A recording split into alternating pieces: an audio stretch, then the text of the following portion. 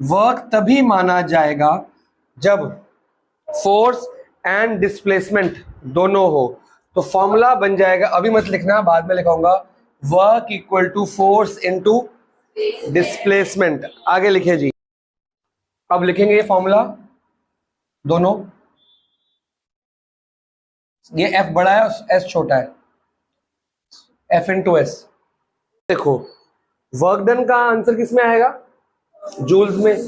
Force का किस में आता है, न्यूटन। डिस्प्लेसमेंट किस में आती है। तो क्या मैं लिखना मत अभी, जूल को इक्वल टू न्यूटन लिख दूं।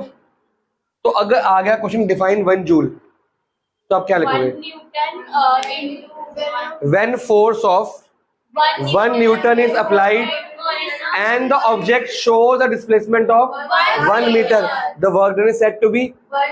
अपने आप बनाओ, ये सब याद नहीं करते हम।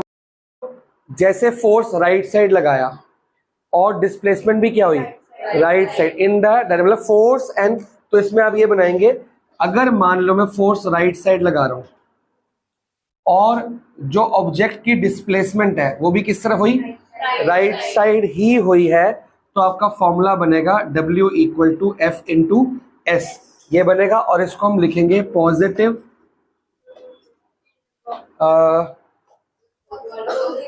वर्क। हाँ, तो अब तो 3 बार और लिखूंगा, positive work done.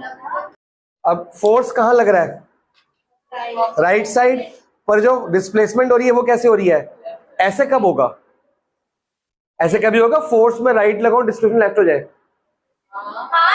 Ball right फेंकोगे तो आएगी कहाँ, एक्शन एंड रिएक्शन इक्वल आएगा, तो ये नेगेटिव वर्क डन होता है आपका। तो इसको हम बोलते हैं नेगेटिव।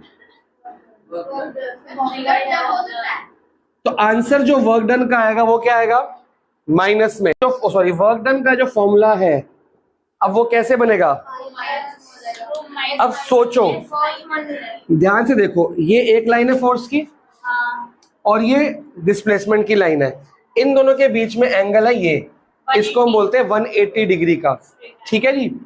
तो यहां पे फॉर्मूला बनेगा F into S cos 180 degree, जहां पे कॉस 180 डिग्री की वैल्यू होती है -1। वो क्यों होती है, वो आपका ये 10th का काम है, ये 11th का काम है, आपको और नहीं सीखना, डायरेक्टली रट्टा मार लो फिलहाल, ठीक है। तो आप सोचो कॉस 180 कितना है, -1, तो वर्क इक्वल टू क्या आ जाएगा, -F इंटू एस।